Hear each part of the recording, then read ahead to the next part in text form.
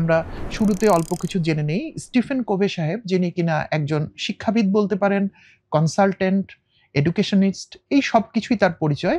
উনি 1989-এ বইটা প্রকাশিত হয় এবং প্রকাশিত হওয়ার পর থেকেই বইটা একটা হট কেকের মতো হয়ে যায়। সারা পৃথিবীতে আনুমানিক 40টি ভাষায় বইটি প্রকাশিত হয়েছে এবং এই বইটার প্রায় 4 কোটি কপি বিক্রি হয়েছে। খেয়াল করবেন, আমাদের বইটার নাম কিন্তু 7 habits of highly effective people. এই যে ইফেক্টিভ, এটার মানে কি? এবং এই যে 3টা লেয়ার, ডিপেন্ডেন্স, ইন্ডিপেন্ডেন্স এবং ইন্টারডিপেন্ডেন্স, এর মধ্যে কিন্তু 6টা হ্যাবিট লুকিয়ে আছে এবং আমি সবাইকে পরামর্শ দিই এই বইটা অন্তত একবার পড়ার জন্য। আসসালামু আলাইকুম, আশা করি আপনারা সবাই ভালো আছেন। রকমারি বৈঠকের আজকের আলোচনায় আপনাদেরকে স্বাগত জানাচ্ছি। আমি জাভেদ পারভেজ। আজকে আমি একটু বেশি এক্সাইটেড, কারণ আপনারা ক্যামেরায় দেখতে পাচ্ছেন যে বইটা আমার কাছে, 7 habits of highly effective people, লিখেছেন স্টিফেন কোভে। এই বইটা নিয়ে আমি আসলে প্রচুর ভিডিও করেছি এবং আমার মনে হয় আমি যখন ইউটিউবে ভিডিও বানাতাম তার শুরুর দিকের মূল ভিডিওগুলোই ছিল 7 হ্যাবিটস। এরপর এই বইয়ের উপর নির্মিত বিভিন্ন ট্রেনিং, বিভিন্ন বই, অনুবাদ, শেষ পর্যন্ত কোভে কোম্পানির যে সার্টিফাইড ট্রেনিং, সেটারও ট্রেনার হিসেবে আমি সার্টিফিকেশন করে ফেলেছি। সো আলহামদুলিল্লাহ, এই বইটা নিয়ে আসলে প্রচুর কাজ করা হয়েছে এবং আমি ঠিক জানি না, ক্যামেরায় যারা রেকর্ড করছিল ওনাদেরকে আমি বলছিলাম যে এটা কত লম্বা হবে, আমি শিওর না। বাট অবশ্যই বইটকের তো একটা নির্দিষ্ট কলেবর আমরা রাখবো। সো ভয় পাওয়ার দরকার নেই। আমরা হয়তো অনেক বেশি লম্বা ভিডিও করব না, সেরকম ভিডিও রকমারিতেই আপনারা অন্যান্য জায়গা থেকে পেয়ে যাবেন। চলেন বইটা সম্পর্কে আমরা শুরুতে অল্প কিছু জেনে নেই। স্টিফেন কোভে সাহেব, যিনি কিনা একজন শিক্ষাবিদ বলতে পারেন, কনসালটেন্ট, এডুকেশনিস্ট, এই সব কিছুই তার পরিচয়। উনি 1989-এ বইটা প্রকাশিত হয় এবং প্রকাশিত হওয়ার পর থেকেই বইটা একটা হট কেকের মতো হয়ে যায়। সারা পৃথিবীতে 40টি ভাষায়, আনুমানিক 40টি ভাষায় বইটি প্রকাশিত হয়েছে এবং হোয়াইট চ্যানেলে, অর্থাৎ সংখ্যা হিসাব করা হয়েছে এরকম, এই বইটার প্রায় 4 কোটি কপি বিক্রি হয়েছে আজকের দিন পর্যন্ত। আর নানাভাবে grey channel, black channel, pirated PDF, Nilkhet version, কত যে বই আমরা এটা কিনেছি এবং পড়েছি তার তো কোনো হিসাব নেই। আমি নিজে এই বইটা 19 বার পড়েছি, নট দিস বুক, আমার নিজের বইটা 19 বার পড়েছি এবং প্রথমবার যে বইটা আমি কিনেছিলাম, একটা খুব সাধারণ ভার্সন, সেটার পরের দিকে দেখা গেছে ভিতর থেকে পাতা খুলে খুলে খুলে চলে যাচ্ছে। আপনাদের মনে হতে পারে যে এই বইটা আমার এতবার পড়ার কি দরকার ছিল। ইন্টারেস্টিং তথ্য হচ্ছে, এই বইটা আমি যতবার পড়ি ততবার বইটা আমার কাছে নতুন বলে মনে হয়। কতকটা গোলাপের পাপড়ি ছড়ানোর মতো। একটা গোলাপ যখন একটু পুরনো হয়, 2-3 দিনের পুরনো, আমরা তখন এর পাপড়ি 2-একটা খুলে ফেললে আবার ভিতরটা একটা গভীর লাল টকটকে তরতাজা একটা গোলাপ দেখতে পাওয়া যায়। সেটা আবার একটু পুরনো হলে আর 2টা পাপড়ি খুলে ফেললে আবার একটা নতুন গোলাপ, এরকম ভাবে চলতে শুরু করে। সো একইভাবে এই বইটা যখন আমি পড়ি, ধরেন 17তম বার এবং 18তম বার, এর মাঝে তো আমার জীবনের বেশ কিছু পরিবর্তন হয়। আমি নিজে আরেকটু বড় হয়েছি। আমার আশপাশ, আমার পরিবেশ, আমার পরিবার, আমার কার্যক্ষেত্র, বিভিন্ন জায়গায় অনেক পরিবর্তন হয়ে যায়। তখন নতুন ভার্সনে পড়তে গেলে সেই নতুন ঘটনাগুলো আমার চোখে এই 7টা হ্যাবিটের নতুন নতুন আঙ্গিকে ধরা দেয়। এজন্য বইটা আমার কাছে সবসময় একটা নতুন বই মনে হয় এবং আমি সবাইকে পরামর্শ দিই এই বইটা অন্তত একবার পড়ার জন্য। এবং একবার পড়ে ফেললে এই বইটার আপনি প্রেমে পড়ে যাবেন এবং আপনি মাঝে মাঝেই বিভিন্ন হ্যাবিট, বিভিন্ন চ্যাপ্টার আপনি বের করে পড়বেন। বইটাতে 7টা বিশেষ হ্যাবিট সম্পর্কে বলেছি আমরা, সেটা নিয়ে আমরা কথা বলবো। কিন্তু তার সাথে আরেকটা জিনিস খুবই ইম্পর্টেন্ট, যেটাকে আমি একটা ফাউন্ডেশনাল নলেজ বলি, যেটা বইটার প্রথম চ্যাপ্টারগুলোতে আপনি পেয়ে যাবেন, যেখানে আসলে কোনো হ্যাবিটের কথা বলা নেই, কিন্তু কিছু মৌলিক বিষয় বলা হয়েছে, যেটা না জানলে আসলে এই বইটার পরের 7 হ্যাবিটস আসলে জেনে আমাদের খুব বেশি উপকার হয় না।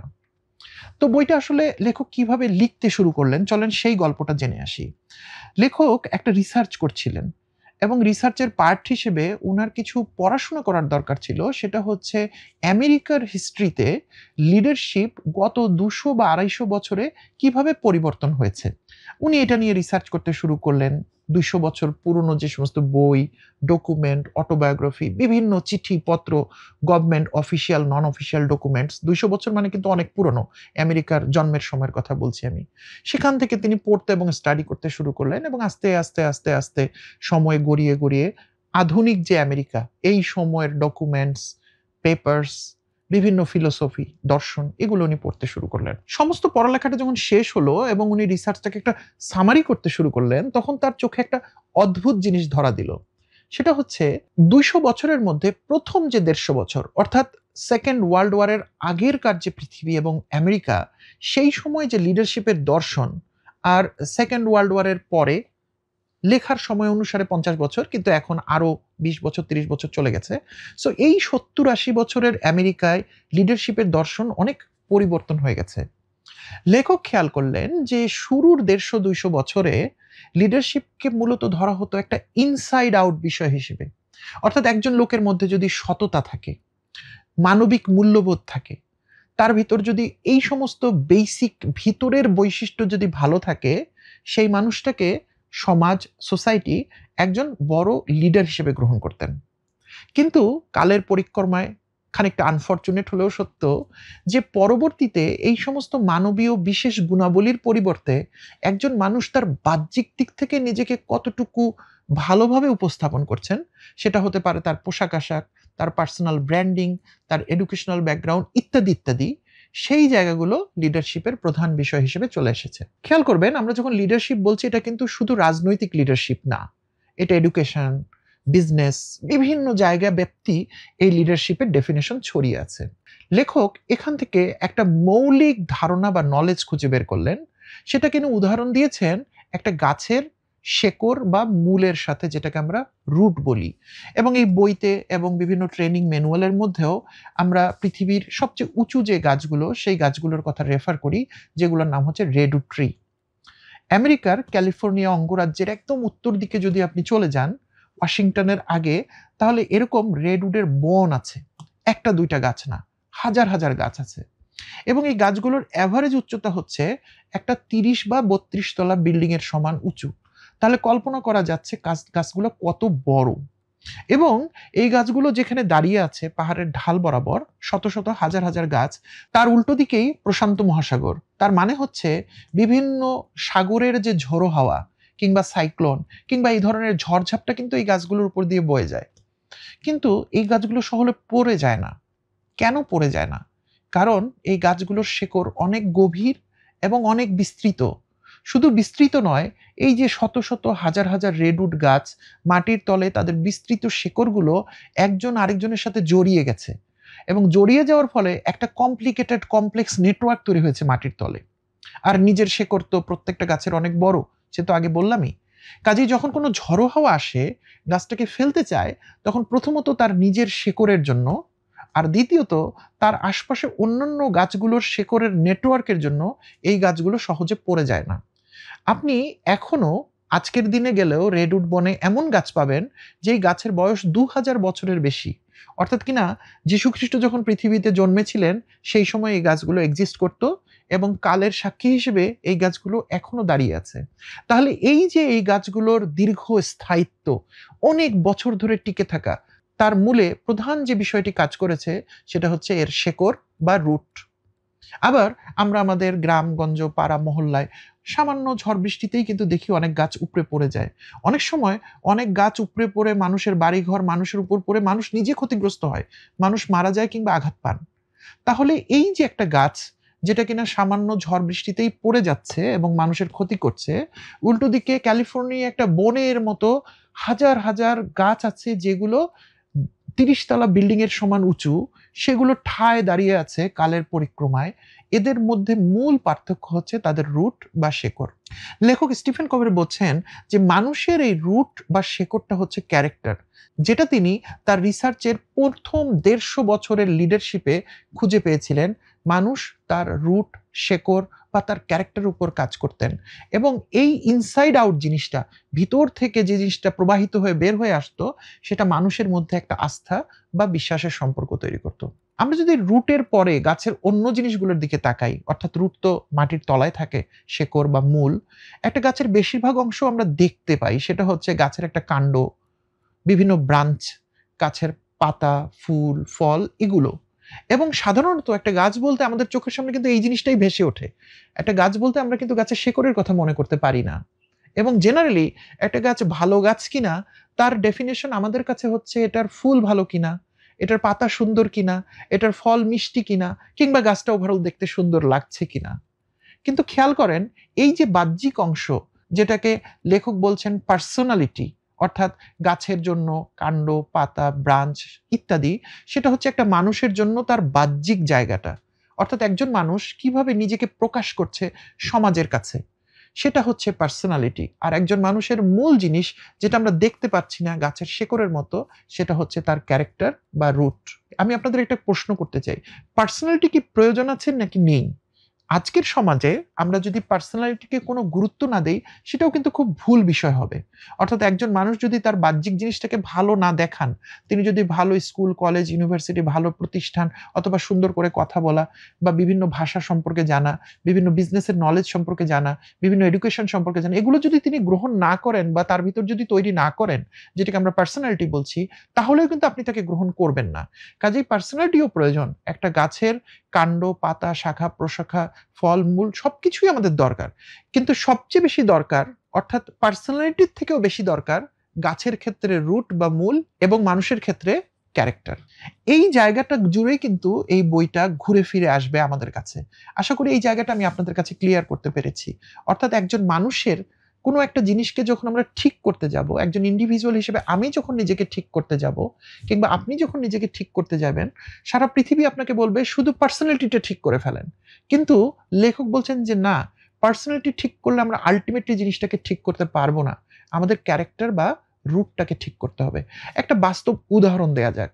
ধরুন একজন লোক যিনি কিনা কোনো একটা কোম্পানিতে টাকা পয়সা তছরূপ করেছেন, অর্থাৎ তিনি কিছু খারাপ কাজ করেছেন। তারপর তিনি ওই অঞ্চল ছেড়ে একটা নতুন অঞ্চলে চলে গেছেন এবং তিনি তার সিভি আপগ্রেড করে ফেলেছেন এবং তার নাম, ঠিকানা সবকিছু পরিবর্তন করে তিনি নিজেকে একটা নতুন মানুষ হিসেবে প্রকাশিত করছেন। অর্থাৎ তার পার্সোনালিটিটাকে তিনি চেঞ্জ করে ফেললেন।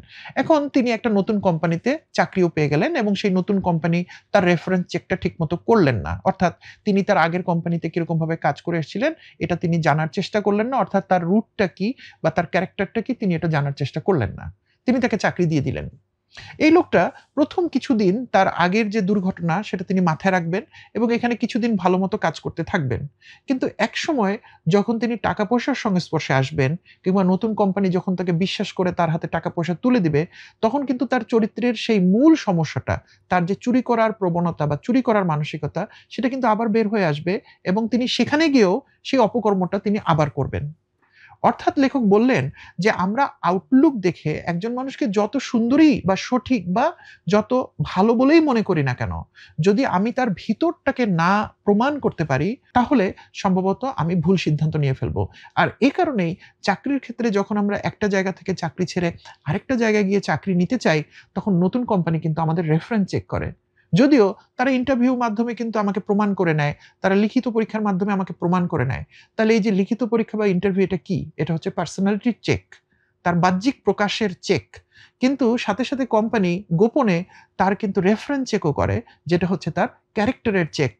এবং তার ১ম কোম্পানি যদি তার ক্যারেক্টার বা তার কার্যপ্রণালী সম্পর্কে যদি তাকে ক্লিয়ার সার্টিফিকেট না দেয় যে এই লোকটা আমার এখানে এই খারাপ কাজ করে গেছে, তাহলে কিন্তু নতুন কোম্পানি তাকে গ্রহণ করবে না। ঘুরিয়ে বললে, যদি কোনো কোম্পানি রেফারেন্স চেক ছাড়া কোনো একজন এমপ্লয়িকে নিয়ে নেয়, দেয়ার আর চান্সেস যখন এই লোকটা কোনো খারাপ বা ভুল কাজ করে ফেলবেন।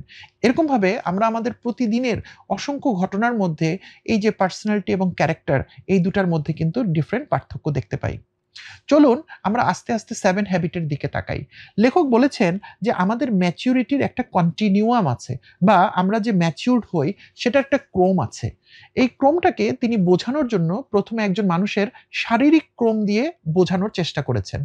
যেমন ধরুন আমরা যখন শৈশবে থাকি, একদম জন্মের পর আমরা একটা ছোট্ট বাবু বা ছোট্ট বাচ্চা থাকি, তখন আসলে আমরা কিন্তু কোনো কিছু করতে পারি না, তাই না? আমাদেরকে যদি ক্ষুধা লাগে, আমাদেরকে যদি মশা কামড় দেয় কিংবা আমরা যদি কোনো একটা অসুবিধা বোধ করি, তাহলে আমরা শুধু কাঁদি। কিন্তু আমাদের কান্না দেখে আমাদের প্যারেন্টসরা বা আমাদের আত্মীয়স্বজনরা ঠিক বুঝতে পারেন যে আমার প্রয়োজনীয়তাটা কী এবং তারা তখন আমার সেই সমস্যাটার সমাধান করে দেন। কিন্তু আমরা যখন ক্লাস 10 এ বা আরেকটু বড় হয়ে যাই, তখন কিন্তু আমাদের ক্ষুধা লাগলে আমরা কাঁদি না। আমরা মাকে গিয়ে বলি যে, "মা আমাকে খেতে দাও।" অথবা আমার প্রয়োজনীয়তাগুলো আমি নিজে থেকেই কমপ্লিট করে নেই। আমি একটা জায়গা থেকে আরেকটা জায়গায় যাওয়ার সময় নিজেই রিক্সা ভাড়া করে নেই। রিক্সা থেকে নামার পর রাস্তা ক্রস করার সময় আমি নিয়ম মেনে রাস্তা পার হই। ফুটওভার ব্রিজ ব্যবহার করি। এই জিনিসগুলো কিন্তু আমাকে শিখিয়ে দেওয়া হলে আমি নিজে থেকেই সেটা পারি। অর্থাৎ এই সিদ্ধান্ত নেওয়ার সক্ষমতা আমার নিজের ভেতরে তৈরি হয়। তাহলে সেই ছোট বাবু স্টেজ থেকে এই যে নতুন একটা স্টেজ, এটা একটা ম্যাচিউরড স্টেজ ফিজিক্যালি। অর্থাৎ যখন আমরা একদম বাবু ছিলাম, যখন আমরা শারীরিকভাবে কিছুই করতে পারতাম না, লেখক বলেছেন এটা ডিপেন্ডেন্স স্টেজ। আমি যখন সব কাজ নিজে থেকে করতে পারি তখন সেটা হচ্ছে ইনডিপেন্ডেন্স স্টেজ। এবং এই স্টেজ থেকে এই স্টেজ, ডিপেন্ডেন্স থেকে ইন্ডিপেন্ডেন্স, একটা ম্যাচিউরিটি। লেখক বললেন শুধু এখানেই ফিজিক্যাল ম্যাচিউরিটি আটকে থাকে না। ধরুন একটা জায়গায় একটা রাস্তায় দুর্ঘটনা ঘটেছে, আপনি দেখলেন, তাহলে আপনি কয়জন মানুষকে সেখান থেকে বাঁচানোর জন্য চেষ্টা করতে পারবেন, আহত মানুষকে? আমি যদি একজন সাধারণ মানুষ হই এবং আমার মাসেলে যদি অনেক শক্তি না থাকে, আমি হয়তো একজন মানুষকে কোলে করে হসপিটাল পর্যন্ত পৌঁছে দিতে পারবো। কিন্তু একটু খেয়াল করেন, যিনি নিয়মিত জিমে যান কিংবা যার মাসেল অনেক সুগঠিত, তিনি হয়তো ২ বা ৩ জন মানুষকে তুলে নিয়ে যাওয়ার চেষ্টা করতে পারবেন। সেখানে যদি হারকিউলিস থাকেন, তাহলে কিন্তু উনি ১০-১৫ জন মানুষকে পর্যন্ত তুলে নিয়ে যেতে পারবেন। অর্থাৎ একটা বিশেষ পরিস্থিতিতে যেখানে একটি দুর্ঘটনা ঘটেছে, সেখানে আপনি কতজন মানুষকে তুলে নিতে পারবেন, এটা কিন্তু কোনো একটা মানুষের নির্দিষ্ট সামর্থ্যের উপর নির্ভর করছে না। আপনি যদি মাসেলম্যান হন, আপনি যদি চেষ্টা করেন মাসেলকে শক্তিশালী করেন, হারকিউলিসের মতো জায়গায় নিয়ে যেতে পারেন, তাহলে আপনি ২৫ জনকে তুলতে পারবেন। আর যদি আপনি আমার মতো একজন সাধারণ লোক হন, আপনি হয়তো একজন মানুষকে তুলতে পারবেন। এই যে অন্য একজন থেকে ২৫ জন কিংবা ১০০ জন মানুষকে তুলে নেওয়া, লেখক বলছেন এটা ইন্টার ডিপেন্ডেন্স স্টেজ। অর্থাৎ ডিপেন্ডেন্স, সেখান থেকে ইন্ডিপেন্ডেন্স, যখন আমি একা চলতে পারি। আর যখন আমি শুধু নিজেকেই নয়, আমার সাথে আমি আরো ১ জন, ২ জন, ৫ জন, ১০ জন মানুষের দায়িত্ব নিতে পারি ফিজিক্যালি, তখন আমরা এটাকে বলছি ইন্টার ডিপেন্ডেন্স স্টেজ। আমরা এই উদাহরণটা লেখকের বই অনুসারে ব্যবহার করেছি ফিজিক্যাল রিজনে, কিন্তু আমাদের আল্টিমেট উদ্দেশ্য কিন্তু মেন্টাল জায়গাতে ম্যাচুরিটিটাকে দেখা। লেখক বললেন মেন্টালিও আমাদের ম্যাচুরিটি এই ৩টে স্টেজ দিয়েই অতিক্রম করে: ডিপেন্ডেন্স, ইন্ডিপেন্ডেন্স এবং ইন্টারডিপেন্ডেন্স। মজার ব্যাপার, আমরা যেমন শরীরের ক্ষেত্রে বয়সের সাথে দেখেছি ম্যাচুরিটি বেড়েছে, কিন্তু আমাদের মেন্টাল ক্ষেত্রে সেটা হয় না। অর্থাৎ একজন মানুষ অনেক বয়স্ক হওয়া সত্ত্বেও, অনেক এডুকেটেড হওয়া সত্ত্বেও, অনেক নলেজেবল হওয়া সত্ত্বেও মানুষটা হয়তো ডিপেন্ডেন্ট আচরণ করে। এটা খুবই স্বাভাবিক। তাহলে চলুন ডিপেন্ডেন্ট আচরণ বলতে কি বোঝায় মেন্টালি সেটা আমরা বুঝি। লেখক বলেন একজন মানুষ যখন কোনো একটা সিচুয়েশনে কোনো দায় নিতে চায় না, তিনি শুধু সমস্যা দেখে চিৎকার চেঁচামেচি করেন এবং সমস্যাটা অন্যের ঘাড়ে চাপিয়ে দেন, এবং তিনি চান যে এই সমস্যাটা অন্য কেউ সমাধান করবে, তখন তিনি বয়সে, শিক্ষাগত যোগ্যতায় কিংবা অন্য কিছুতে যত সিনিয়রই হোক না কেন, আনফরচুনেটলি তিনি ডিপেন্ডেন্স স্টেজে রয়ে গেছেন। আর ইন্ডিপেন্ডেন্স স্টেজে একজন মানুষ মেন্টালি তখনই পৌঁছান যখন একটা প্রবলেম সিচুয়েশনে তিনি নিজের দায়িত্ব নিজে খুঁজে নিতে পারেন। এই সমস্ত লোকেরা বলে যে এই সমস্যাটা আমার জন্য হয়েছে, আমার ভুলের কারণে কোম্পানি ক্ষতিগ্রস্ত হয়েছে, আমার ভুলের কারণে এটা হয়েছে, সো আমি দায়বদ্ধ। এরপর যখন একজন মানুষ আরো বেশি ইন্ডিপেন্ডেন্স হতে শুরু করেন, তখন তিনি ইন্টারডিপেন্ডেন্সে পৌঁছান এবং তিনি অন্য অনেক মানুষকে নিয়ে সমস্যার সমাধানের পথে এগিয়ে যেতে পারেন। তখন তারা বলেন চলুন আমরা সমস্যাটা সমাধান করি, আমরা সবাই চেষ্টা করলে আমরা এটা অর্জন করতে পারবো। দেখুন একজন মানুষ এক থেকে অনেকের মধ্যে চলে গেছেন এবং আলটিমেটলি এটাকেই আমরা লিডারশিপ বলি। লিডারশিপ মানে কিন্তু এটা নয় যে তোমার দোষ, তুমি বোঝো, তুমি করবা, তুমি বসের কাছে যাও, আমি জানি না কিছু। এটা ডিপেন্ডেন্স। কিন্তু একজন মানুষ ডিপেন্ডেন্স থেকে সরাসরি ইন্টারডিপেন্ডেন্সে যেতে পারেন না। একজন মানুষ ডিপেন্ডেন্স থেকে প্রথমে ইন্ডিপেন্ডেন্সে যান, অর্থাৎ তুমি দিয়ে বলতে শুরু করেন, তারপর তিনি নিজের দায়িত্ব খুঁজে পান এবং একসময় তিনি ইন্টারডিপেন্ডেন্স চর্চা করতে করতে ইন্টারডিপেন্ডেন্সে চলে যান, যখন তিনি অনেকগুলো মানুষকে নিয়ে একসাথে কাজ করতে পারেন এবং তখনই তিনি প্রকৃত লিডার হয়ে ওঠেন। খেয়াল করবেন আমাদের বইটার নাম কিন্তু 7 habits of highly effective people. এই যে ইফেক্টিভ, এটার মানে কি? আমরা সাধারণত এফিশিয়েন্সি নিয়ে অনেক বেশি কথা বলি, তাই না? আমি উদাহরণ হিসেবে বলি এফিশিয়েন্সি মানে হচ্ছে অল্প চাপে বেশি পানি। অর্থাৎ একটা টিউবওয়েল যদি আমি ব্যবহার করি, তাহলে সেখানে আমি অল্প চাপ দিব কিন্তু আমার অনেক পানি বের হয়ে আসতে হবে। এটাকে আমরা ইঞ্জিনিয়ারিং এর ভাষাও কিন্তু এফিশিয়েন্সি বলি, আউটপুট ডিভাইডেড বাই ইনপুট। কিন্তু লেখক কিন্তু এফিশিয়েন্সির মধ্যে থেমে থাকছেন না, তিনি ইফেক্টিভনেস এর কথা বলছেন। তাহলে আমাদের জানতে ইচ্ছা করছে এফিশিয়েন্সি এবং এফেক্টিভনেস এর মধ্যে পার্থক্য কি? লেখক বললেন আমি এফিশিয়েন্সি চাই, কিন্তু সাথে সাথে আমি এফিশিয়েন্সিটা অনেক সময় ধরে চাই। এমন হলে চলবে না যে টিউবওয়েলটা আমার অল্প চাপে বেশি পানি দিচ্ছে আর এটা ১ মাসের মধ্যে নষ্ট হয়ে যাচ্ছে, তাহলে আমার এটাতে কোনো লাভ হবে না। এবং লেখক এখানে এসে ঈশপের সেই পুরনো গল্প আমাদেরকে বললেন। একটা কৃষক পরিবারের একটা হাঁস ছিল, যেটা কিনা প্রতিদিন একটা করে সোনার ডিম দিত। কৃষক এবং তার স্ত্রী প্রতিদিন একটা করে সোনার ডিম পেতে পেতে একদিন তাদের মধ্যে অনেক লোভ তৈরি হলো এবং তারা ঠিক করলেন প্রতিদিন একটা করে পাওয়ার দরকার কি, এই হাঁসটাকে কেটে ফেলে আমরা একবারই সবগুলো ডিম বের করে নিই। যেরকম কথা সেরকম কাজ, তারা হাঁসটাকে কেটে ফেললেন এবং আফসোস, ভিতর থেকে আর কোনো ডিম পাওয়া গেল না। তাহলে কি হলো? আমাদের এফিশিয়েন্সি ছিল, কিন্তু আমরা বেশি কিছু পেতে গিয়ে পুরো সুযোগটাই হারিয়ে ফেললাম। এখন আমার হাসও নেই, আমার আর সোনার ডিম পাওয়ার সুযোগও নেই। লেখক বললেন আমরা বেশিরভাগ সময় এফিসিয়েন্সি পার্সু করতে গিয়ে এই ভুলটা করি। আমরা বেশি, বেশি রেজাল্ট বের করতে যাই এবং আল্টিমেটলি মানুষটাকে হারিয়ে ফেলি, প্রতিষ্ঠানটাকে হারিয়ে ফেলি এবং আমরা আর রেজাল্ট বের করতে পারি না। লেখক বলেছেন আমরা যখন কন্টিনিউয়াসলি রেজাল্ট বের করতে থাকবো, তখন সেটা হবে ইফেক্টিভনেস। আমরা একজন ইফেক্টিভ লিডার তৈরি করতে হলে আমাদের একজন ইন্টারডিপেন্ডেন্স পর্যায়ে পৌঁছা ম্যাচুরিটির আমাদের লিডার প্রয়োজন। এবং সেজন্য তিনি 7 হ্যাবিটসকে যখন ভাগ করেছেন, উনি ৩টা স্তরের কথা বলে দিয়েছেন। প্রথম স্তরটা হচ্ছে ডিপেন্ডেন্স, যেখান থেকে আমাদের যাত্রা শুরু এবং আমরা যে যেখানে যেভাবেই জন্মেছি, যেভাবে বেড়ে উঠেছি, আমাদের মধ্যে খানিকটা ডিপেন্ডেন্স থাকাটা খুবই স্বাভাবিক। আমরা কেউ সুপার হিউম্যান না যে আমাদের মধ্যে কোনো সমস্যা নেই। লেখক বলছেন দ্যাটস পারফেক্টলি ওকে। ডিপেন্ডেন্স থাকলে কোনো সমস্যা নেই, কিন্তু আমাকে স্বীকার করতে হবে যে আমি এই ক্ষেত্রে ডিপেন্ডেন্স আচরণ করি। তাহলে ডিপেন্ডেন্স থেকে আমার জার্নিটা শুরু হবে কিসের? ইন্ডিপেন্ডেন্সের। ঠিক যেমন আমরা ছোটবেলায় হামাগুড়ি দেওয়া থেকে আস্তে, আস্তে হাঁটতে শিখেছি। তারপর একসময় যখন আমরা ইন্ডিপেন্ডেন্সকে পেয়ে যাব, তখন আমরা হাঁটা থেকে দৌড়ানো শুরু করব। তখন আমরা ইন্ডিপেন্ডেন্স থেকে ইন্টারডিপেন্ডেন্সের পথে যাত্রা শুরু করব। এবং এই যে ৩টা লেয়ার, ডিপেন্ডেন্স, ইন্ডিপেন্ডেন্স এবং ইন্টারডিপেন্ডেন্স, এর মধ্যে কিন্তু ৬টা হ্যাবিট লুকিয়ে আছে। তাহলে আমরা ৬টা হ্যাবিটকে মূলত ২টা ভাগে ভাগ করে ফেলছি। ডিপেন্ডেন্স থেকে ইন্ডিপেন্ডেন্সের মধ্যে ৩টা হ্যাবিট, আর ডিপেন্ডেন্স থেকে ইন্টারডিপেন্ডেন্সের মধ্যে ৩টা হ্যাবিট। এই হচ্ছে মোট ৬টা হ্যাবিট। আপনারা নিশ্চয়ই জানতে চান যে প্রথম ৩টা হ্যাবিট কোনগুলো, যেটা ডিপেন্ডেন্স থেকে ইন্ডিপেন্ডেন্সের মধ্যে কাজ করে। হ্যাবিট নাম্বার 1, 2 এবং 3। চলুন আমরা এক নজরে দ্রুত এটা একটু দেখে আসি। হ্যাবিট 1 মানে হচ্ছে প্রোঅ্যাক্টিভনেস। কি আমরা একটু পর আলাপ করব। হ্যাবিট 2 হচ্ছে begin with end in mind, অর্থাৎ আমরা যখন কোনো কিছু করব তখন আমরা শেষটার কথা মাথায় রেখে করব। আমি জানি যারা প্রথমবার এগুলো শুনছেন আপনাদের একটু খটকা লাগছে। আমি আপনাদেরকে একটু ধৈর্য ধরতে বলবো। আমরা এগুলো সবই আরেকটু ডিটেইল করে আলোচনা করব, যাতে আপনারা যখন বইটা নিজে হাতে পড়বেন আপনাদের কাছে একদম পানির মতো পরিষ্কার হয়ে যায়। আর হ্যাবিট 3 হচ্ছে পুট ফার্স্ট থিং ফার্স্ট, অর্থাৎ যেটা আগে করা উচিত আমরা সেই কাজটাই করব। চলুন প্রোঅ্যাক্টিভনেস জিনিসটা একটু জেনে আছি। প্রোঅ্যাক্টিভনেস বলতে লেখক বলেছেন বেশিরভাগ ক্ষেত্রে আমরা কোনো একটা অ্যাকশনের বিপরীতে একটা সেট রিঅ্যাকশন দেই। অ্যাকশন কি জিনিস? অ্যাকশন হচ্ছে সেই সমস্ত জিনিস যেটা আমার উপর আপতিত হচ্ছে।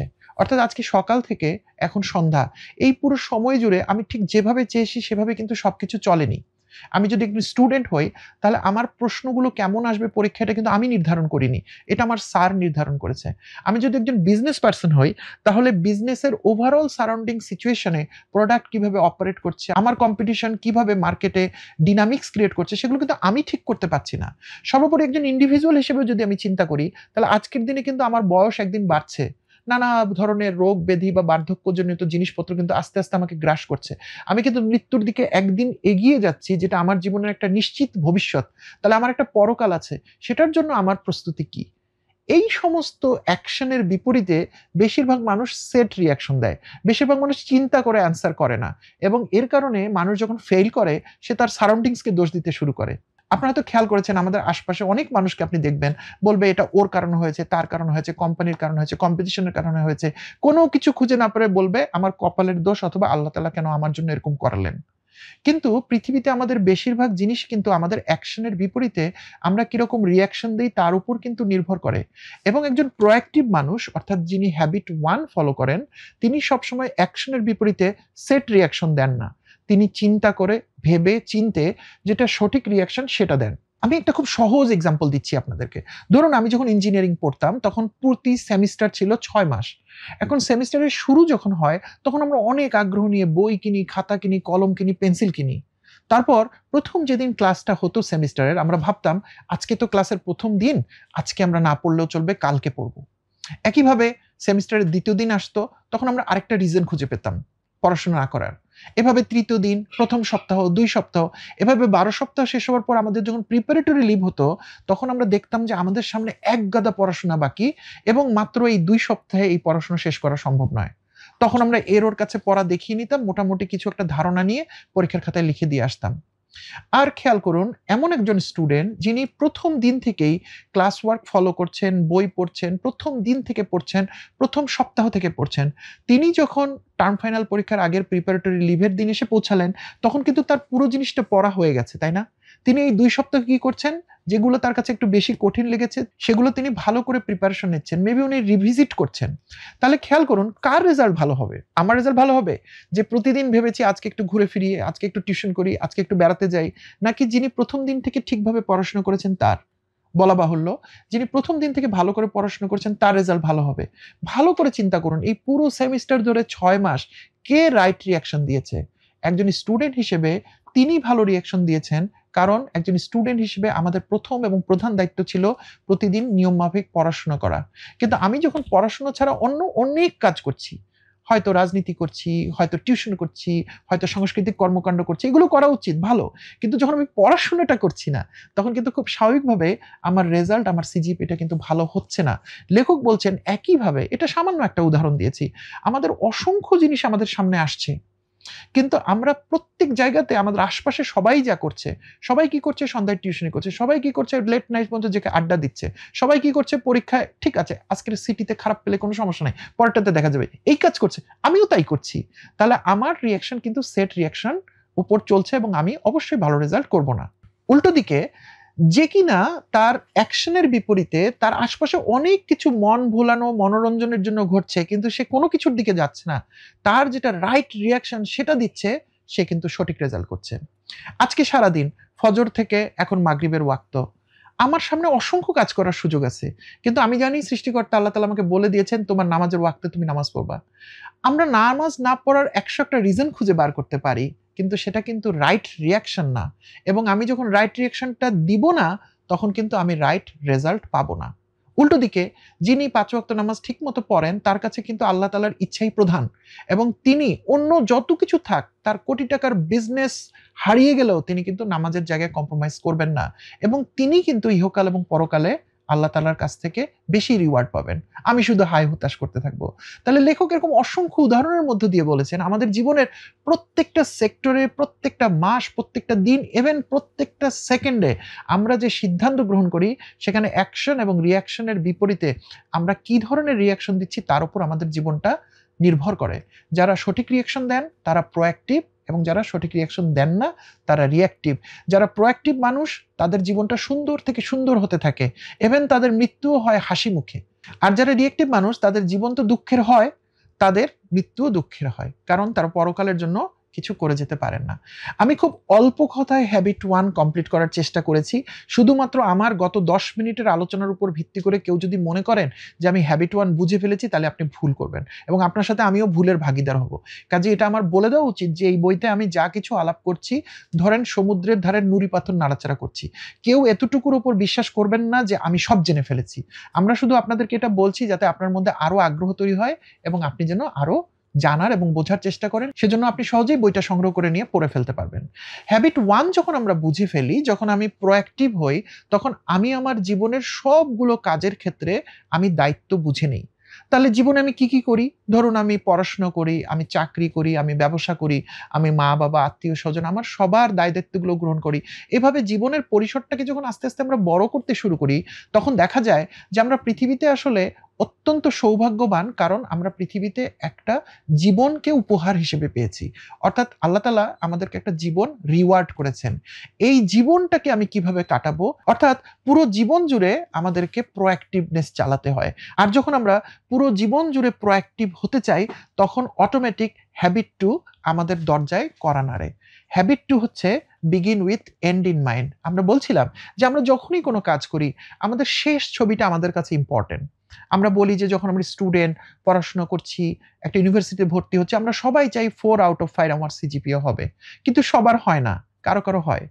যার হয় তিনি অ্যাকচুয়ালি পুরো সময় ধরে প্রোঅ্যাক্টিভ ওয়েতে তার সিটি দিয়েছেন, ক্লাস করেছেন, পরীক্ষা দিয়েছেন, এবং তিনি কিন্তু 4 আউট অফ 4 না হলেও খুব ভালো একটা রেজাল্ট করেন। আর যিনি ওই শেষ ছবিটাকে মনে রাখতে পারেন না, শুধু ১ম দিন মনে রাখেন, কিন্তু সারা সেমিস্টার জুড়ে আরো অনেক অপরচুনিটি সামনে আসার সাথে, সাথে ওই ছবিটাকে ভুলে গিয়ে উনি আপাত আনন্দের মধ্যে নিজেকে ভাসিয়ে দেন, সেই মানুষটা আসলে শেষ ছবিটা ঠিকমতো দেখতেও পারেন না, এটা তার কাজেও আসে না। লেখক বলেছেন সব ক্ষেত্রে আমরা শুরু করব শেষটাকে মাথায় রেখে। বিগিন উইথ, শুরু করুন এন্ড ইন মাইন্ড। শেষটাকে মাথায় রেখে। অর্থাৎ আমরা যখন একটা পড়াশোনা করব, একটা রিলেশনশিপে যাব, একটা বিজনেসে যাব, একটা চাকরি করব, ইভেন আজকের দিনটাকে শুরু করব এবং সর্বোপরি পুরো জীবনের পোর্টফোলিওতে আমি যখন নিজেকে দেখব, আমি যেন আমার মৃত্যুর দিনটাকে দেখতে পারি। আমি যেন আমার পরিপূর্ণ বয়সটাকে দেখতে পারি। আমরা জানি না আল্লাহ তাআলা আমাদেরকে কতটুকু হায়াত দিয়েছেন। আমরা দোয়া করি আমাদের হায়াত সবার অনেক লম্বা হোক এবং সেই লম্বা সময় জুড়ে আমার নিজের ছবিটা আমাকে দেখতে হবে। লেখক বলেছেন এই পৃথিবীতে বেঁচে থাকার ক্ষেত্রে আপনি ২ রকম ভূমিকা নিতে পারেন। আমরা দেখি সিনেমায় বিভিন্ন অ্যাক্টররা থাকেন। কিন্তু তারা কিন্তু তাদের নিজেদের কোনো কথা নিজের ইচ্ছামত বলতে পারেন না। স্ক্রিপ্ট রাইটার যা লিখে দেন এবং নির্দেশক যেভাবে বলতে বলেন তারা কিন্তু শুধু সেভাবেই কথা বলে যান, সেভাবেই কথা চালিয়ে যান। আমরা দেখে হাততালি দেই। কিন্তু লেখক বলেছেন আপনার জীবনের ক্ষেত্রে আপনি কি শুধু একজন অভিনেতা হতে চান? যেখানে আপনার জীবনের স্ক্রিপ্ট অন্য কেউ লিখে দিবে? সেই জীবনে বেঁচে থাকার মধ্যে কি আসলেই আনন্দ আছে? উত্তর হচ্ছে নেই। কারণ জীবন তো আসলে সিনেমা না। জীবনে আমরা অভিনয় করতে আসিনি। জীবনকে আমরা এসেছি উদযাপন করতে। জীবনকে এসেছি আমরা গড়তে। তাহলে আমরা কেমন জীবন গড়তে চাই? অন্যের লিখে দেওয়া জীবন? নিশ্চয়ই না। তাহলে আমাদের নিজেদের জীবন যদি আমরা নিজেরা লিখতে চাই, লেখক বলেছেন পৃথিবীর সবচেয়ে বড় এন্ড ইন মাইন্ড হচ্ছে যখন আপনি আপনার জীবনের পরিণতিটা কেমন হবে সেটা আপনি আপনার নিজের ছবিটা দেখতে পারেন। খেয়াল করুন আমরা কিন্তু ভবিষ্যতের কথা বলছি। যখন আমি ভবিষ্যতের কথা বলছি আপনার সামনে ২ টা অপশন আছে। আপনি চাইলে একটা সুন্দর ভবিষ্যৎ চিন্তা করতে পারেন, আপনি চাইলে একটা কুৎসিত ভবিষ্যৎ চিন্তা করতে পারেন। আপনাকে স্বাধীনতা দিলে আপনি কোনটা নিবেন? অবশ্যই আপনি ভালো ভবিষ্যৎ গ্রহণ করবেন। সেটা বাস্তবে হোক বা না হোক সেটা আল্লাহ তাআলার ইচ্ছা। কিন্তু আমি তো আমার জন্য একটা সুন্দর ভবিষ্যৎ চাইবো। আপনি তো আপনার জন্য একটা সুন্দর ভবিষ্যৎ চাইবেন। লেখক বলেছেন আপনি আপনার ভবিষ্যৎটাকে সেভাবেই সুন্দরভাবে করুন, চিন্তা করুন, ভাবুন এবং উনি আমাদেরকে পার্সোনাল মিশন স্টেটমেন্ট লেখার নিয়ম শিখিয়েছেন। হ্যাবিট 2 তে গেলে আপনারা পাবেন। যেখানে আপনি আপনার জীবনের একটা খসড়া লিখে ফেলবেন। আপনার স্ক্রিপ্ট যেটা অনুসারে আপনি আজকে থেকে কালকে থেকে জীবনকে পরিচালনা করবেন। যখন আপনি আপনার জীবনের স্ক্রিপ্ট লিখে ফেলেন, হ্যাবিট 2 আপনার কমপ্লিট হয়ে যায় এবং যেকোনো কাজের ক্ষেত্রে সেটা জীবনের একটা পুরো জীবন হতে পারে অথবা ছোট, ছোট মাইলস্টোন হতে পারে। যখন আপনি আপনার জীবনের প্রায়োরিটি গুলোকে বুঝে ফেলেন, তখন আপনি অটোমেটিক হ্যাবিট 3 এর দোরগোড়ায় পৌঁছে যান। হ্যাবিট 3 বলে পুট ফার্স্ট থিং ফার্স্ট। আপনার জীবনের সবচেয়ে গুরুত্বপূর্ণ কাজটা আপনি আগে করে ফেলুন। এই যে ফার্স্ট থিং ফার্স্ট ব্যাপারটা কতকটা সাতচারা খেলার মতো। আমরা অনেক সময় এটাকে প্লেট বলও বলতাম। আপনারা নিশ্চয়ই ছোটবেলায় সাতচারা বা প্লেট বল খেলেছেন, যেখানে আমাদের স্তরে, স্তরে কতগুলা পাথর সাজাতে হতো। সেখানে বড় পাথরটাকে সবসময় নিচে দিতে হয়। কারণ আমি যদি ছোট পাথর নিচে দেই তাহলে এটা স্টেবল হয় না। অনেক দূর সাজানোর পর আবার এটা ভেঙে পড়ে যাবে। পুরো কষ্টটাই মাটি হয়ে যাবে। এজন্য আমরা সবসময় শিখিয়ে দেই আমাদের অন্যান্য প্লেয়ারদেরকে যে সুযোগ পেলে তুমি বড় পাথরটাকে আগে বসাবে। লেখকও বলছেন আপনার জীবনের বড় পাথরটা আপনি আগে বসান। এখন আমি বড় পাথর কিভাবে খুঁজে পাবো? ওই যে আপনার জীবনের মিশন স্টেটমেন্ট, ওই যে আপনার জীবনের প্রায়োরিটি সেটা আপনাকে বলে দিবে যে এই মাসে আপনার কোন কাজটা আগে করতে হবে। সেখান থেকে আপনি জানতে পারবেন এই সপ্তাহে আপনাকে কোন কাজটা আগে করতে হবে। সেখান থেকে আপনি জানতে পারবেন আজকে আপনার কোন কাজটা আগে করতে হবে। সেখান থেকে আপনি জানতে পারবেন এই মুহূর্তে আপনাকে কোন কাজটা করতে হবে।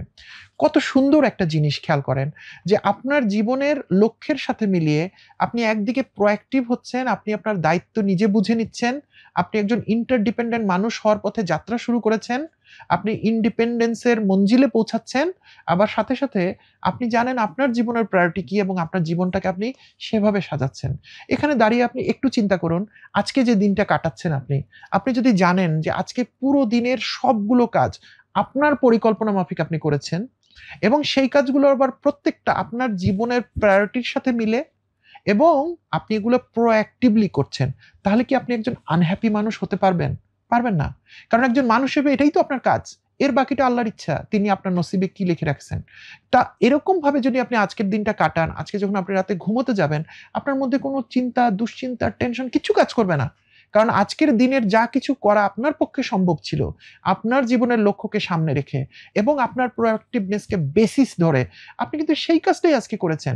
আপনি তো সুপার হিউম্যান না। এর বেশি তো আপনি পারবেন না। সো যতটুকু আপনার করার আপনি ততটুকুই কমপ্লিট করেছেন। আপনি তখন একটা শান্তির ঘুম দিতে যাবেন।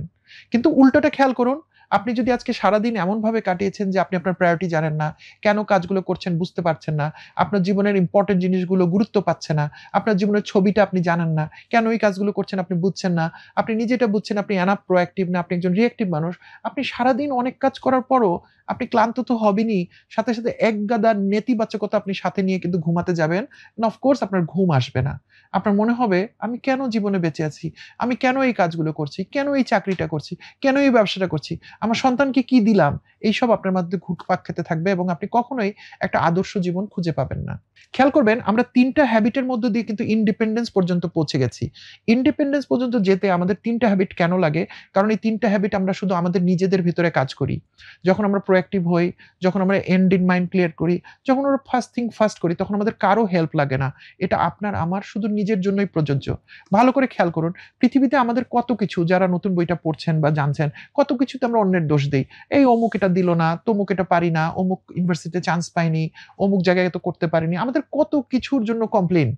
কিন্তু এই ১ম ৩টা হ্যাবিট করার জন্য আপনার কারো নির্ভরশীলতা নেই। এমন না যে আপনাকে কোথাও ভর্তি হতে হবে। এমন না যে আপনাকে ৳২ খরচ করে কিছু কিনে নিয়ে আসতে হবে। এমন না যে আপনাকে ভিসা পাসপোর্ট করে অন্য কোনো দেশে যেতে হবে। কোনো স্যারের কাছে প্রাইভেট পড়ে শিখতে হবে। কোত্থাও লাগবে না। আপনি শুধু নিজের সাথে কথা বলবেন, আপনি এই ৩টা হ্যাবিট আপনার নিজের ভিতর ফর্ম করে ফেলতে পারবেন এবং এটা এক অর্থে আপনার শেকড় তৈরি করছে। আপনার ভিতরে আপনার যে ক্যারেক্টারটাকে বিল্ড করছে। এবং যে মানুষ এইটা ৩টা প্রশ্নের উত্তর জেনে যায়, তার ইন্ডিপেন্ডেন্স প্রাপ্ত হয়ে যায়। তিনি তখন সেখান থেকে জার্নি করেন ইন্টারডিপেন্ডেন্স এর পথে, যেখানে আবার আমাদের ৩টা হ্যাবিট আমাদের কাছে এসে পৌঁছায়। ১ম হ্যাবিটটি হচ্ছে হ্যাবিট 4, যখন আমরা বলি থিংক উইন উইন। দেখুন আমরা কিন্তু নতুন মানুষের সংস্পর্শে চলে এলাম। যখন আমরা বলছি উইন উইন, তার মানে কি দুজন মানুষের মধ্যে আমরা উইন করছি। তাহলে আমরা পৃথিবীতে তো আর একা বাঁচতে পারি না, তাই না? আমরা একটা পরিবারের অংশ। প্রথমত আমরা মা-বাবার পরিবারে থাকি, তারপর আমাদের পরিবার এক্সটেন্ড হয়। আমাদের স্ত্রী, স্বামী, সন্তানেরা এসে যায়। আমরা একটা সমাজে বাস করি, সেখানে আমাদের অনেকের সাথে একটা ট্রান্সেকশনাল রিলেশনশিপ থাকে। আমরা একটা চাকরির ক্ষেত্রে বা ব্যবসার ক্ষেত্রে বা স্কুল, কলেজ, ইউনিভার্সিটি যেখানে যাই, আমরা কিন্তু একা বাঁচতে পারি না। তো এই সমস্ত ক্ষেত্রে যদি আমি শুধু আমার এটা করতে থাকি, তাহলে কিন্তু আমি সবার সাথে মিলে সুন্দর কিছু করতে পারবো না। সেজন্য লেখক বলেছেন প্রত্যেকটা সম্পর্ককে হতে হবে উইন উইন। এই উইন উইনের পথে আমি তো আমার উইনটা বুঝি। কিভাবে বুঝি? আমার হ্যাবিট 1, 2, 3 থেকে আমার উইন বুঝি। আমার জীবনের লক্ষ্য বুঝি, আমার প্রোঅ্যাক্টিভনেস বুঝি, আমার ফার্স্ট থিং ফার্স্ট কি সেটা বুঝি। আমার উইন তো আমি বুঝি। কিন্তু আপনি কিভাবে নিশ্চিত যে আপনি আদার পারসন এর উইন বোঝেন? কিংবা আপনার অন্য যে মানুষের সাথে আপনি কাজ করছেন তারাও 7 হ্যাবিট শিখে এসেছে। মোস্ট লাইকলি তারা 7 হ্যাবিট সম্পর্কে জানে না। কাজেই তাদের পক্ষে তাদের উইনটা বের করা সম্ভব নয়। এজন্য লেখক বলেছেন অন্যের উইন আমরা নিশ্চিত করব। আমরা এটা এনশিওর করব যে আমার জয়ের সাথে, সাথে যেন অন্যের জয় আসে। কারণ লেখক এখানে অনেকগুলো সম্পর্কের মধ্য দিয়ে বলেছেন যে সম্পর্কগুলো উইন উইন না হলে কি হতে পারে? হতে পারে উইন লুজ, হতে পারে লুজ উইন, হতে পারে লুজ লুজ। এই সমস্ত সম্পর্ক একসময় লুজ লুজে গিয়ে ঠেকে। তাহলে আজকে যদি আপনি উইন করেন এবং আপনার সম্পর্কের অন্য একটা অংশ যদি লুজার হয়, সে কিন্তু আজীবনকাল লুজ থেকে আপনাকে সবকিছু দিতে পারবে না এবং এক পর্যায়ে সে আপনাকেও লুজার করে ফেলবে এবং আপনারা দুজন মিলেই লুজ লুজ সম্পর্কের মধ্যে চলে যাবেন। সেক্ষেত্রে আমাদের এত সুন্দর করে ৩টা হ্যাবিট শিখে এসে কি লাভ হলো যদি ৪র্থ হ্যাবিটে এসে আমরা লুজ লুজ হয়ে যাই এবং আমার পার্টনার যদি শেষ হয়ে যায়, আমার প্রতিষ্ঠান যদি শেষ হয়ে যায়, আমার শিক্ষা প্রতিষ্ঠান যদি শেষ হয়ে যায়, আমার বিজনেস যদি শেষ হয়ে যায়, আমি একা কিভাবে বেঁচে থাকবো? সেটার সাথে তো আমিও শেষ হয়ে যাব। এভাবে হ্যাবিট 4 যখন আমরা তৈরি করতে চাই, তখন অটোমেটিক হ্যাবিট 5 আমাদের সামনে চলে আসে। যখন আমি অন্যের কাছে বুঝতে চাইবো যে তার উইন কি? আমি কিভাবে বুঝবো? আমি তো অন্যের মন পড়তে পারি না। তাহলে অন্যের উইন বুঝতে হলে, অন্যের জয়টা বুঝতে হলে তার জয়ের ডেফিনিশনটা আমার কাছে বুঝতে হবে। তখন আমাকে তার কথা খুব মন দিয়ে শুনতে হবে এবং এই হ্যাবিট 5 চলে আসে যেখানে আমরা বলি, "seek first to understand, then to be understood." একটু বড়, আমি সহজ করে বলছি, seek first to understand. Seek মানে কি? চাওয়া। ফার্স্ট মানে প্রথমে। তারপর প্রথমে কি চাইবো? Seek first to understand. প্রথমে আমি বুঝতে চাইবো যে ভাই আমি বুঝতে চাই, আপনি বলেন, তাই না? কি কোন জিনিস থেকে বের হয়ে আসতে হবে? উনি বলছে দেন টু বি আন্ডারস্টুড। যেন আমরা না মনে করি যে আমি বুঝে ফেলেছি। আমাদের মানুষ মাত্রই প্রবণতা হচ্ছে আমরা মনে করি আমরা অনেক বুঝি। আমরা অনেক জানি। বিশেষ করে ৩ হ্যাবিট যেহেতু শেষ করছি, আমি তো অনেক জেনে ফেলছি। 7 হ্যাবিট শিখে ফেলছি। না, না, না। এটা আপনার সম্পর্কে আপনার জানা। অন্য একজন মানুষকে জানতে হলে তাকে আপনার সবসময় আপনার শুনতে হবে। লেখক একটা সুন্দর উদাহরণ দিয়েছেন যে ধরুন আপনি একটা অসুস্থতা নিয়ে একজন ডাক্তারের কাছে গেছেন এবং সেই ডাক্তার আপনার কথা অনেক না শুনেই আপনাকে একটা প্রেসক্রিপশন লিখে দিয়েছে। আপনি কি এই প্রেসক্রিপশন বা এই ওষুধগুলো খেতে কনফিডেন্স পাবেন? আপনি পাবেন না। আপনার কাছে মনে হবে ডাক্তার সাহেব তো আমার কথা শুনলই না। না শুনে কি লিখে দিল? অন্যের ওষুধ বুঝিয়ে আমাকে লিখে দিল। কিন্তু ডক্টর সাহেব কিন্তু অনেক জ্ঞানী। তিনি আপনার চেহারা দেখে এবং আপনার সিম্পটম দেখে বুঝে ফেলেছেন আপনার রোগ কি। অথচ আপনি কিন্তু সেই প্রেসক্রিপশনের উপর ভরসা পাচ্ছেন না। এবং আপনি কি করছেন? আবার টাকা খরচ করে আপনি আরেকজন ডাক্তারের কাছে যাচ্ছেন। তাহলে এই ডক্টরের না শোনাটা কোনোভাবেই তো না তার জন্য প্রোডাক্টিভ হলো, না তার রোগীর জন্য প্রোডাক্টিভ হলো। তাহলে এটা ডাক্তার এবং রোগীর জন্য সত্য হলে এটা আপনার আমার জন্য সত্য।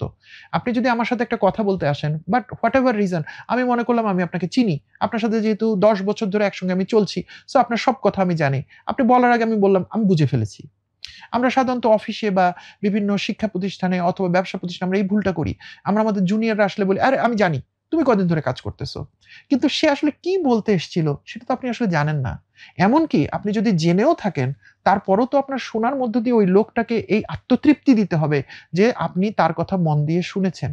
সো হ্যাবিট 5 খুবই ইম্পোর্টেন্ট। কোনো কিছু শোনার ক্ষেত্রে আমাদের খুবই সিরিয়াস থাকা উচিত এবং একজন মানুষ যতক্ষণ পর্যন্ত আমাদের কাছে অ্যাডভাইস সিক করছে না বা তার মনের কথাটা বলে শেষ করতে পারছে না, ততক্ষণ আমাদের একদম গাছের মতো, আমি বলি গাছের মতো মানুষের কথা শোনার অভ্যাস করতে হবে। লেখক এখানে কেন আমরা মানুষের কথা শোনার ক্ষেত্রে বাধা তৈরি হয় সেই সমস্ত বিষয় বলেছেন। আমরা সময়ের পরিপ্রেক্ষিতে ওই সবকিছু বলছি না, আপনার বই সংগ্রহ করবেন যখন, তখন এখান থেকে দেখে নেবেন এবং আল্টিমেটলি যখন আমি অন্যের কথা শুনবো এবং অন্যের উইন যখন আমার কাছে নিশ্চিত হবে, তখন লেখক বলেছেন আল্টিমেটলি আমরা হ্যাবিট 6 এ গিয়ে পৌঁছাবো। হ্যাবিট 6 হচ্ছে সিনার্জি। সিনার্জি খুব কঠিন একটা বিষয়। বোঝার জন্য লেখক বলেছেন ১ আর ১ মিলে যখন ২ হয়, তখন বলেছেন এটা সিনার্জি না। এটা বেসিক রিলেশনশিপ। কিন্তু ১ আর ১ মিলে যখন ১১ হবে, ১০১ হবে, ১,০০,০০০, ১,০০০ বা অন্য যেকোনো নাম্বার হবে, সেটাকে আমরা সিনার্জি বলি। সিনার্জি উদাহরণ দিয়ে আমি আপনাদেরকে বোঝানোর চেষ্টা করি। ধরুন একটা গিটারে ৬ টা মাত্র তার এবং প্রত্যেকটা তার কিন্তু আলাদা, আলাদা টিউন দেয়, তাই না? অর্থাৎ সেটা যদি ওই টিউনে না বাজে আমরা টিউন করে নেই তাকে। এই যে ৬ টা তার আর তার টিউন, কিন্তু একজন ভালো মিউজিশিয়ানের হাতে পড়লে বা একজন ভালো গিটার বাদকের হাতে পড়লে সেই ৬ টা তারকে নাড়িয়ে, নাড়িয়ে তিনি একটা নতুন মিউজিক তৈরি করে ফেলেন, তাই না? আমাদের বিখ্যাত আয়ুব বাচ্চু ছিলেন বা আরো অনেকেই আছেন যাদের হাতে গিটার পড়লে এটা মনে হয় একটা সজীব হয়ে গেছে। এটা মনে হয় জীবন চলে আসছে গিটারের মধ্যে। তো আমরা কত ধরনের গান শুনেছি। সারা পৃথিবীতে এত যে মিউজিশিয়ান আছেন, এত গিটারিস্ট আছেন, তারা কত মিউজিক তৈরি করে ফেলেছেন। আমরা তো একটা সিদ্ধান্তে আসতেই পারি, তাই না? যে একটা গিটারের ৬ টা মাত্র তার। সেটা দিয়ে যত মিউজিক করার সেটা হয়ে গেছে। আমি যদি এরকম কথা বলে ফেলি আপনি ভাববেন নিশ্চিত এই লোকটা পাগল হয়ে গেছে। আসলে এটা হয়নি। কারণ আরেকজন মিউজিশিয়ানের হাতে সেইম গিটার পড়বে, এটা আবার জীবন্ত হয়ে উঠবে এবং এটা আরো নতুন, নতুন সুর দিতে শুরু করবে। কতগুলো সুর দিবে এর কোনো শেষ নাই। কিন্তু আবার এই গিটারটাকে আপনি সাজিয়ে রাখেন, একটা জড়বস্তুতে পরিণত হবে। একটা ভুল লোকের হাতে পড়ুক, যে মিউজিক তৈরি হবে সেটাকে আপনি বলবেন নয়েজ, বিরক্ত লাগছে। এই রেখে দাও তো গিটারটা। কিংবা আরো জোরে সে আঘাত করবে, গিটারের তারই ছিঁড়ে যাবে। তাহলে একটা গিটার যে কিনা জীবন্ত হয়ে উঠতে পারে এবং যে অসীম সংখ্যক সুর তৈরি করতে পারে, আবার ভুল মানুষের হাতে গেলে সেটার তার ছিঁড়ে সে নয়েজ জেনারেট করছে। এই যে আমরা অসংখ্য যখন করছি তখন সিনার্জি তৈরি হচ্ছে। আপনারা গ্রামাঞ্চলে দেখেছেন যে পাখি যখন উড়ে যায় তখন তারা ভি এর মতো আকার করে ওড়ে, তাই না? কেন ওড়ে? কারণ একটা পাখি যখন প্রথম ডানা ঝাপটায় তার আশপাশের বাতাসগুলো হালকা হয়ে যায়। তার পিছনের ২ টা পাখি তখন সোজা না গিয়ে ওই হালকা বাতাসের কাছে চলে যায় যেন তারা একটু আরাম পায়। তার পেছনের পাখিগুলো আবার ওই ২ টার পাশে চলে যায়। বিজ্ঞানীরা গবেষণা করে দেখেছেন, একটা পাখি যদি একা একটা দূরত্ব অতিক্রম করে, ধরেন ঢাকা থেকে কক্সবাজার যাচ্ছে, তাহলে তার যে শক্তি খরচ হবে, আর এক পাল পাখি যদি একসাথে যায়, তারা এই যে সবাই মিলে যে সেভিংসটা করে, যেটা হচ্ছে 70% এনার্জি সেভিংস হয়। 30% শুধু খরচ হয়। অর্থাৎ ১০ টা পাখিকে আমি আলাদা, আলাদাভাবে পাঠিয়ে দিলে তাদের সবারই অনেক খরচ হবে। আর ১০ টা পাখি যখন একসাথে চলে আসে, তখন তারা 70% সেভ করে ফেলে। প্রকৃতি পাখিদেরকে শিখিয়েছে কিভাবে সিনার্জি করতে হবে। আমরা যখন আজকের বইয়ের আলোচনা শুরু করেছিলাম আপনাদের মনে আছে, তখন আমরা রেডউড ট্রির কথা বলছিলাম যে অনেকগুলো রেডউড ট্রির গাছ মাটির তলে শেকড়গুলো একটা আরেকটার সাথে জড়িয়ে যায় এবং একটা পড়ে যেতে থাকলে অন্যগুলো তাকে টেনে ধরে। প্রকৃতি আমাদেরকে সিনার্জি শিখিয়েছে। সিনার্জি একটা অদ্ভুত জিনিস। যখন আমরা একসাথে হই অনেকগুলো মানুষ, যখন আমাদের লক্ষ্য থাকে একটা খুব সুদৃঢ় লক্ষ্য, আমরা পরস্পরকে রেসপেক্ট করি এবং একজন আরেকজনের যত কমতি সেটাকে সারিয়ে তুলি, তখন একটা শক্তিশালী টিম তৈরি হয়ে যায় এবং সেই টিমটা একটা সিনার্জিস্টিক টিমের মতো আচরণ করে এবং সেই টিম, সেই কোম্পানি, সেই মানুষগুলো একসাথে হয়ে যে রেজাল্ট দেয় সেটা অসামান্য হয়ে যায়। আপনারা হয়তো ৭১ এর মুক্তিযুদ্ধের কথা স্মরণ করতে পারেন। যে একটা ট্রেন্ড আর্মির বিরুদ্ধে আমাদের দেশের সাধারণ মানুষরা অস্ত্র ধরেছিল এবং ৯ মাসের মধ্যে আমরা একটা স্বাধীন দেশ পেয়ে গেছিলাম। ওই সময়ে সিনার্জি তৈরি হয়েছিল আমাদের মধ্যে। আমাদের মধ্যে পরবর্তীতেও অনেকবার সিনার্জি হয়েছিল।